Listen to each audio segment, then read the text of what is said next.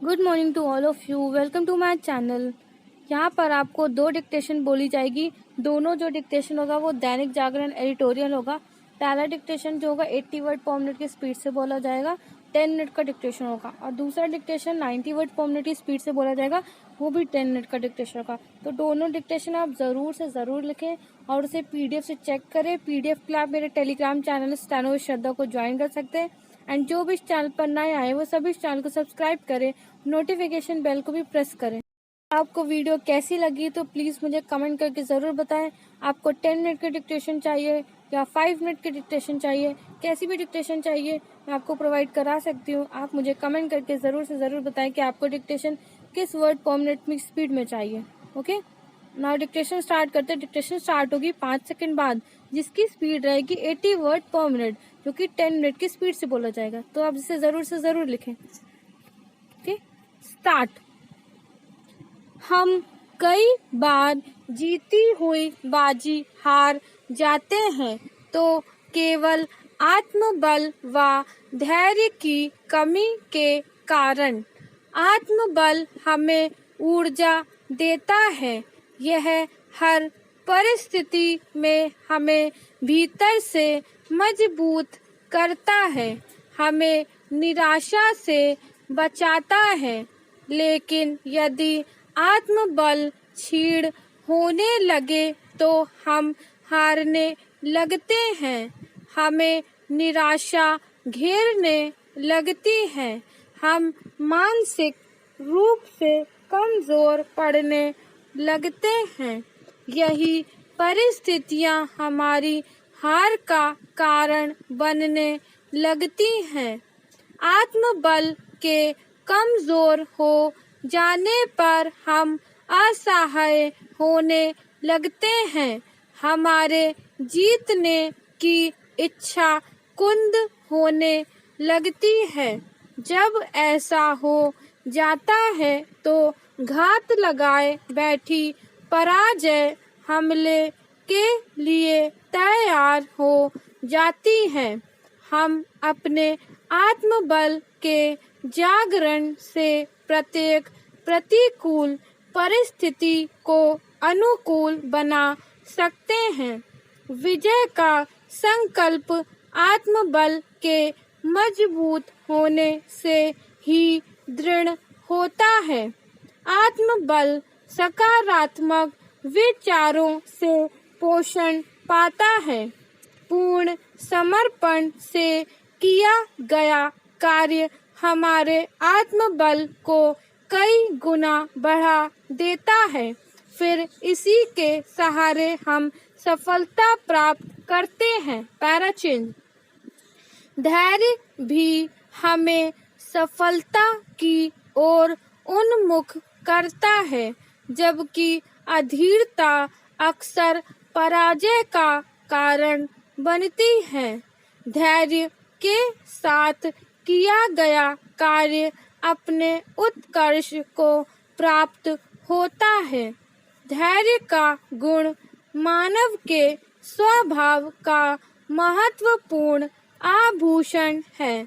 इस आभूषण के जरिए हम अपने व्यक्तित्व को आकर्षक बना सकते हैं। धैर्यवान व्यक्ति सम्मान व सफलता दोनों को प्राप्त करता है। हमें धैर्यवान बनने का अभ्यास करना चाहिए। जीवन में धैर्य अभ्यास करने से ही आता है। हम स्वयं को नियंत्रित करने का प्रयास करते रहें तो धैर्य का गुण स्वयं प्रस्फुटित होने लगेगा। इंद्रिय संयम से ही धैर्य को जन्म होता है। धैर्य तप है, इसे अंगीकार करने के लिए हमारे भीतर तपस्वी जैसा भाव होना चाहिए। आत्मबल व धैर्य उक्त दोनों गुण दैवीय गुण हैं। ये मानव जीवन को परिमार्जित करते हैं। हमें अपने भीतर इन दोनों ही गुणों के प्रसार के लिए प्रयासरत रहना चाहिए। यही गुण हमारे जीवन में सफलता का निमित्त बनते हैं। पैराचेंज समावेशी और संतुलित सोच के साथ किए गए मोदी सरकार के विस्तार में महिलाओं का प्रतिनिधित्व भी बढ़ा है। अब मंत्रिपरिषद में महिला मंत्रियों की कुल संख्या 11 हो गई है। नव नियुक्त चेहरों में दर्शना जरदोश, प्रतिमा भौमिक, शोभा करंदलजे, भारती पवार, मीनाक्षी लेखी, अनुप्रिया पटेल और अन्नपूर्णा देवी शामिल हैं। वित्त मंत्री निर्मला सीतारमण और महिला एवं बाल विकास मंत्री स्मृति ईरानी के साथ ही राज्य मंत्री साध्वी निरंजन ज्योति और रेणुका सिंह सरुत पहले से ही सरकार का हिस्सा है। पैराचेंज सरकार में महिलाओं के प्रतिनिधित्व को तरजीह देना कई मायनों में अहम है। देश के अलग अलग राज्यों का प्रतिनिधित्व करने वाली 7 महिला केंद्रीय मंत्री कहीं न कहीं राजनीतिक पटल पर आधी आबादी की बढ़ती हिस्सेदारी को रेखांकित करती हैं। गौरतलब है कि अपनी सरकार में महिलाओं को जिम्मेदारी दिए जाने के मामले में प्रधानमंत्री मोदी ने शुरू से ही नई लकीर खींची है। भाजपा सरकार के पहले कार्यकाल के दौरान भी मंत्रिपरिषद में 9 महिला मंत्री शामिल थी। उसमें एक समय 6 महिलाओं तो कैबिनेट मंत्री थी।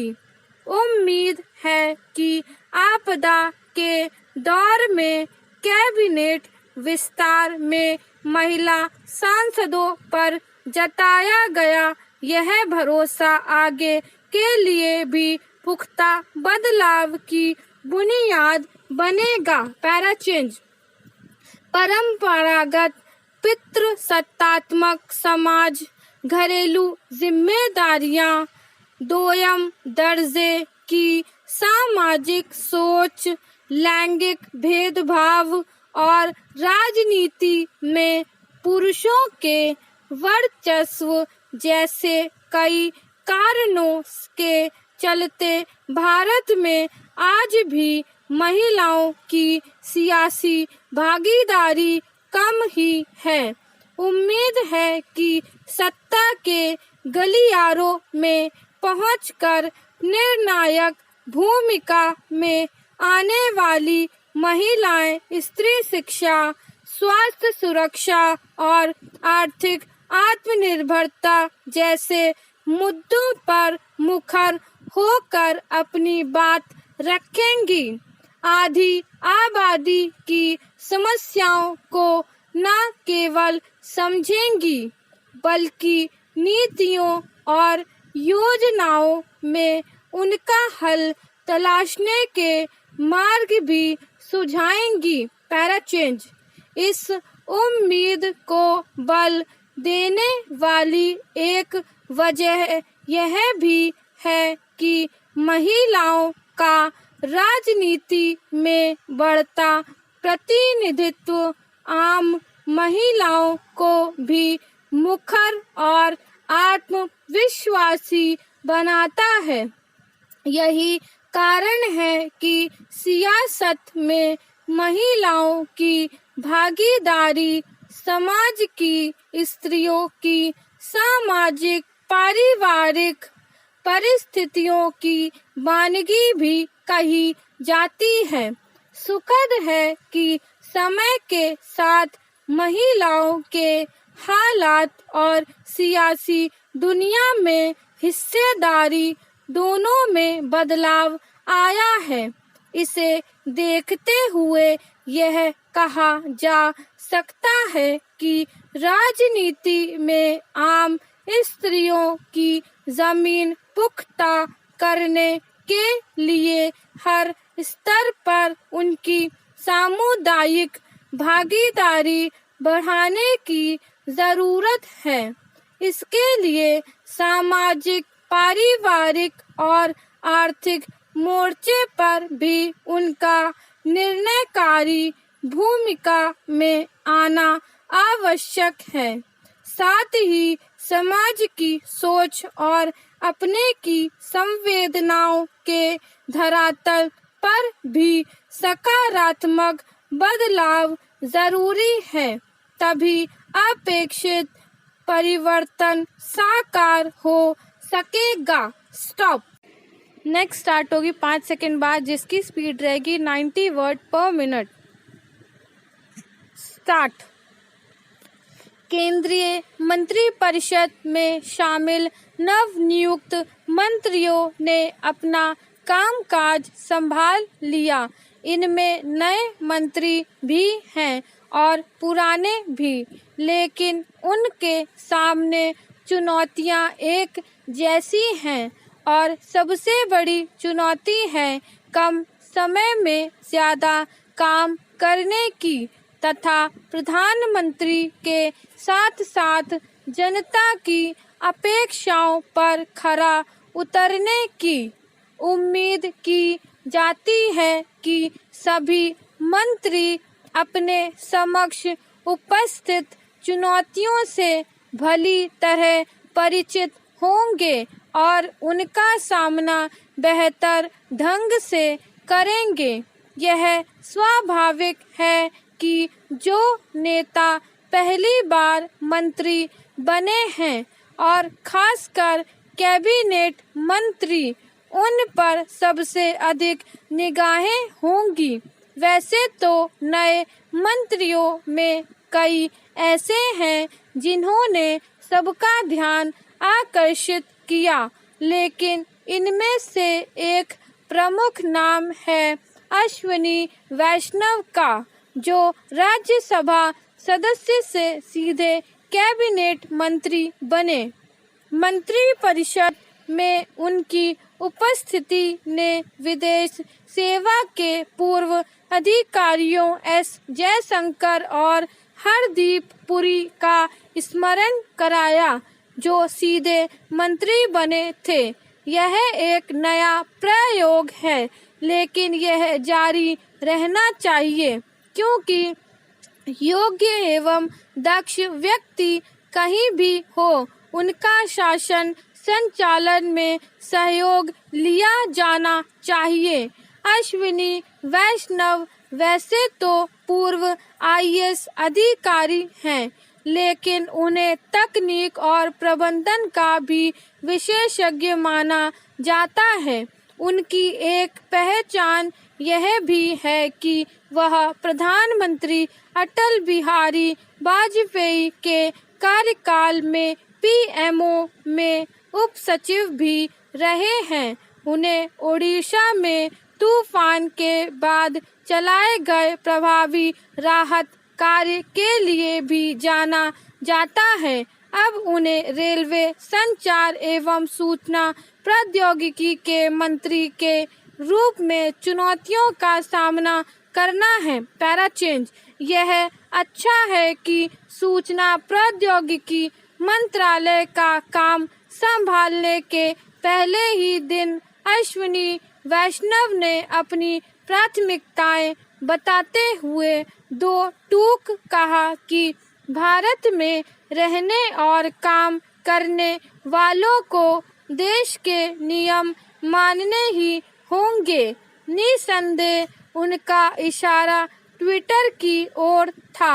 जो इंटरनेट मीडिया के लिए तय किए गए नियमों को मानने से कन्नी काट रहा है। हालांकि इस पर उसे दिल्ली उच्च न्यायालय से फटकार सुनने को मिली है, लेकिन अभी यह कहना कठिन है कि वह आसानी से सीधे रास्ते पर आ जाएगा।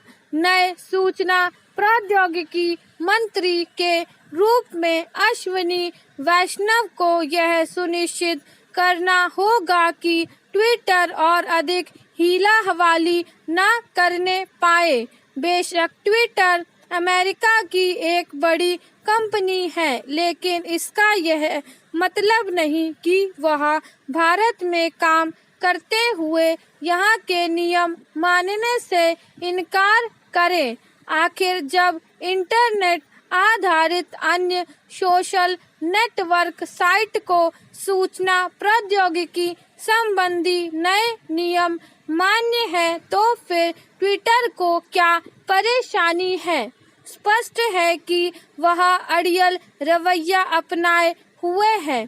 उसे ऐसे रवैये के लिए सबक सिखाने में देर नहीं की जानी चाहिए। पैराचेन कोरोना काल में सैकड़ों लोगों की जिंदगियां बचाने वाली राम मनोहर लोहिया संस्थान लखनऊ की रेजिडेंट डॉक्टर शारदा सुमन के इलाज के लिए 1.5 करोड़ रुपए मंजूर करके प्रदेश सरकार ने बड़ा मानवीय संदेश दिया है।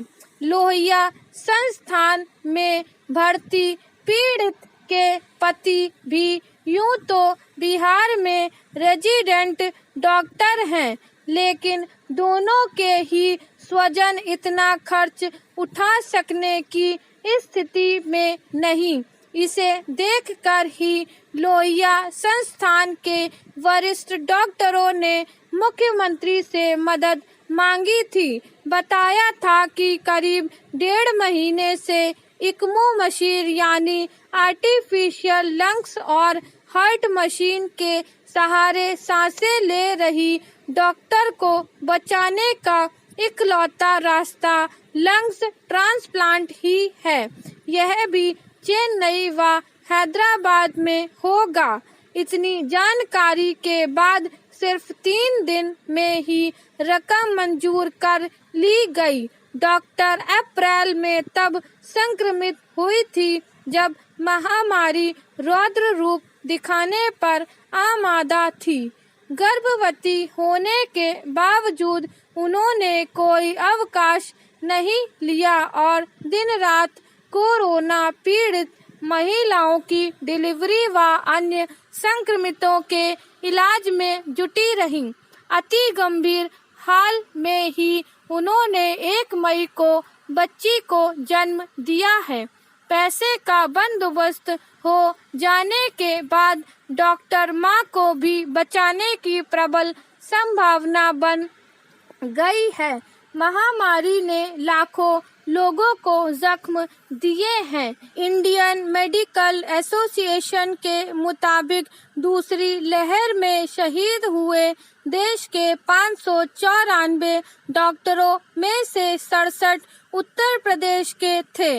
विकट परिस्थितियों और मनोबल तोड़ने वाली अनेक घटनाओं के बावजूद कोरोना वॉरियर मरीजों को बचाने के लिए जूझते रहे।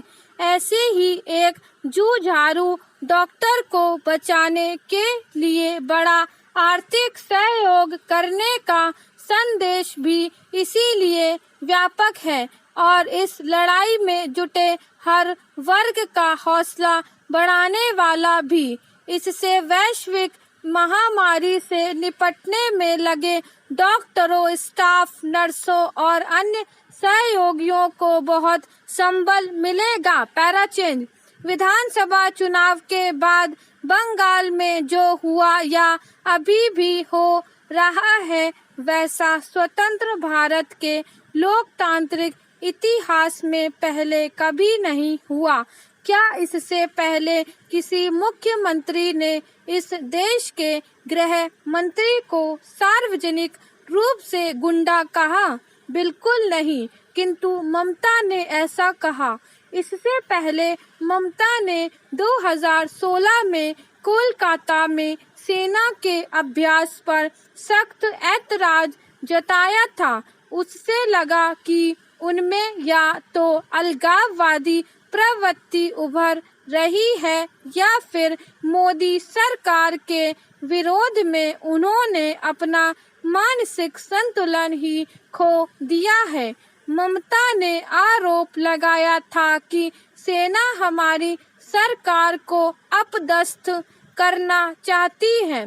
याद रहे कि तब कोलकाता के टोल प्लाजा पर सेना की तैनाती हुई थी। सेना ने कहा था कि हमारे लोग सिर्फ कोलकाता में ही नहीं बल्कि देश के कुल 9 राज्यों के 80 स्थानों में ऐसा अभ्यास कर रहे हैं। तत्कालीन रक्षा मंत्री के अनुसार इसकी सूचना बंगाल पुलिस को दे दी गई थी। कालांतर में भी ममता केंद्र और उसकी संस्थाओं से टकराव पर आमादा रही है। उन्होंने तमाम केंद्रीय योजनाओं को बंगाल में लागू करने से भी परहेज किया है। पैराचेंज। कई बार तो ऐसा लगता है कि ममता बनर्जी को इस देश की न्यायपालिका में भी विश्वास नहीं। अदालती आदेश पर सीबीआई शारदा और रोज वैली पोंजी घोटालों की जांच कर रही है। इस संबंध में पूछताछ के लिए सीबीआई कोलकाता पुलिस आयुक्त के आवास पर पहुंची तो सीबीआई टीम के साथ ही बदसलूकी हुई। स्टॉप।